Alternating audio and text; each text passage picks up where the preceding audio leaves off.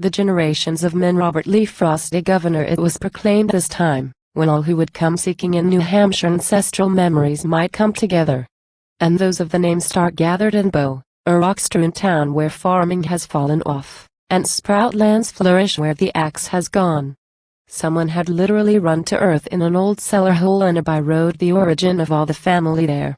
Thence they were sprung, so numerous a tribe that now not all the houses left in town made shift to shelter them without the help of here and there a tent and grove and orchard. They were at Bow, but that was not enough. Nothing would do but they must fix a day to stand together on the crater's verge that turned them on the world, and try to fathom the past and get some strangeness out of it. But rain spoiled all. The day began uncertain, with clouds low trailing and moments of rain that misted. The young folk held some hope out to each other till well toward noon, when the storm settled down with a swish in the grass. Quo. What if the others are there? Quo. They said. Quo. It isn't going to rain. Quo. Only one from a farm not far away strolled thither, not expecting he would find anyone else, but out of idleness. One, and one other, yes, for there were two. The second round the curving hillside road was a girl. And she halted some way off to reconnoiter, and then made up her mind at least to pass by and see who he was, and perhaps hear some word about the weather. This was some Stark she didn't know. He nodded. Quo. No fate today, quo. He said. Quo. It looks that way. Quo. She swept the heavens, turning on her heel. Quo. I only idled down. Quo. Quo. I idled down. Quo. Provision there had been for just such meeting of stranger cousins, in a family tree drawn on a sort of passport with the branch of the one bearing it on in detail some zealous one's laborious device. She made a sudden movement toward her bodice, as one who clasps her heart. They laughed together. Quo. Stark? Quo. He inquired. Quo. No matter for the proof. Quo. Quo. Yes, Stark. And you? Quo. Quo. I'm Stark. Quo. He drew his passport. Quo. You know we might not be and still be cousins. The town is full of Chases, Lows, and Baileys, all claiming some priority in Starkness. My mother was Elaine, yet might have married anyone upon earth and still her children would have been Starks, and doubtless here today. Quo. Quo. You're riddled with your genealogy like a viola. I don't follow you. Quo. Quo. I only mean my mother was a Stark several times over, and by marrying father no more than brought us back into the name. Quo. Quo. One ought not to be thrown into confusion by a plain statement of relationship, but I own what you say makes my head spin. You take my card, you seem so good at such things, and see if you can reckon our cousinship. Why not take seats here on the cellar wall and dangle feet among the raspberry vines? Quo. Quo. Under the shelter of the family tree. Quo. Quo. Just so that ought to be enough protection. Quo. Quo. Not from the rain. I think it's going to rain. Quo. Quo. It's raining. Quo. Quo. No, it's misting. Let's be fair. Does the rain seem to you to cool the eyes? Quo. The situation was like this. The road bowed outward on the mountain halfway up, and disappeared and ended not far off. No one went home that way. The only house beyond where they were was a shattered seed pod. And below roared a brook hidden in trees, the sound of which was silence for the place. This he sat listening to till she gave judgment. Quo. On father's side, it seems, we were let me see and quo. Quo. Don't be too technical. You have 3 cards. Quo. Quo. 4 cards, 1 yours, 3 mine, 1 for each branch of the Stark family I'm a member of. Ampersand quo. Ampersand quo. Do you know a person so related to herself is supposed to be mad? Ampersand quo. Ampersand quo. I may be mad. Ampersand quo. Ampersand quo.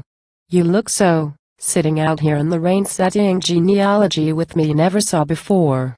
What will we come to with all this pride of ancestry, we Yankees? I think we were all mad. Tell me why we were here drawn into town about this cellar hole like wild geese on a lake before a storm? What do we see in such a hole, I wonder? Ampersand quo. Ampersand quo. The Indians had a myth of Chicamostock, which means the 7 caves that we came out of. This is the pit from which we Starks were digged. Ampersand quo. Ampersand quo. You must be learned. That's what you see in it. Ampersand quo. Ampersand quo. And what do you see? Ampersand quo. Ampersand quo. Yes, what do I see? First let me look. I see raspberry vines and quo. Ampersand quo. Oh, if you're going to use your eyes, just hear what I see. It's a little boy, as pale and dim as a match flame in the sun. He's groping in the cellar after gem. He thinks it's dark and it's flooded with daylight. Ampersand quo. Ampersand quo. He's nothing. Listen. When I lean like this I can make out old Grandsire Stark distinctly, with his pipe in his mouth and his brown jug. Bless you, it isn't Grandsire Stark, it's Granny, but the pipe's there and smoking in a jug. She's after cider, the old girl, she's thirsty. Here's hoping she gets her drink and gets out safely. Ampersand quo. Ampersand quo. Tell me about her. Does she look like me? Ampersand quo. Ampersand quo. She shouldn't she? You're so many times over descended from her. I believe she does look like you. Stay the way you are. The nose is just the same, and so's the chin, making due allowance. Ampersand quo. Ampersand quo. You poor, dear, great granny. Ampersand quo. Ampersand quo. See that you get her greatness right. Don't stint her. Ampersand quo. Ampersand quo. Yes, it's important, though you think it isn't. I won't be teased. But see how wet I am. Ampersand quo. Ampersand quo. Yes, you must go. We can't stay here forever. But wait until I give you a hand up. A bead of silver water more or less strung on your hair won't hurt your summer looks. I wanted to try something with the noise that the brook raises in the empty valley. We have seen visions, now consult the voices. Something I must have learned riding in trains when I was young. I used the roar to set the voices speaking out of it, speaking or singing, and the band music playing. Perhaps you have the art of what I mean. I've never listened in among the sounds that a brook makes in such a wild descent. It ought to give a pure oracle. Ampersand quo. Ampersand quo. It's as you throw a picture on a screen, the meaning of it all is out of you. The voices give you what you wish to hear. Ampersand quo. Ampersand quo. Strangely, it's anything they wish to give. Ampersand quo. Ampersand quo. Then I don't know. It must be strange enough. I wonder if it's not your make-believe. What do you think you're like to hear today? Ampersand quo. Ampersand quo. From the sense of our having been together, but why take time for what I'm like to hear? I'll tell you what the voices really say. You will do very well right where you are a little longer. I mustn't feel too hurried, or I can't give myself to hear the voices. Ampersand quo. Ampersand quo. Is this some trance you are withdrawing into? Ampersand quo. Ampersand quo. You must be very still. You mustn't talk. Ampersand quo. Ampersand quo. I'll hardly breathe. Ampersand quo. Ampersand quo. The voices seem to say and quo. Ampersand quo. I'm waiting. Ampersand quo. Ampersand quo. Don't. The voices seem to say, call her Nausicaa, the unafraid of an acquaintance made adventurously. Ampersand quo. Ampersand quo. I let you say that on consideration. Ampersand quo. Ampersand quo. I don't see very well how you can help it. You want the truth. I speak but by the voices. You see, they know I haven't had your name, though what a name should matter between us and quo. Ampersand quo. I shall suspect and quo. Ampersand quo. Be good. The voices say, call her Nausicaa, and take a timber that you shall find lies in the cellar charred among the raspberries, and hew and shape it for a door sill or other corner piece in a new cottage on the ancient spot. The life is not yet all gone out of it. And come and make your summer dwelling here, and perhaps she will come, still unafraid, and sit before you in the open door with flowers in her lap until they fade, but not come in across the sacred sill and quo. Ampersand quo. I wonder where your article is tending. You can see that there's something wrong with it, or it would speak in dialect. Whose voice does it purport to speak in? Not old grandsires nor grannies, surely. Call up one of them. They have best right to be heard in this place. Ampersand quo. Ampersand quo. You seem so partial to our great-grandmother 9 times removed. Correct me if I err. You will be likely to regard as sacred anything she may say. But let me warn you, folks in her day were given to plain speaking.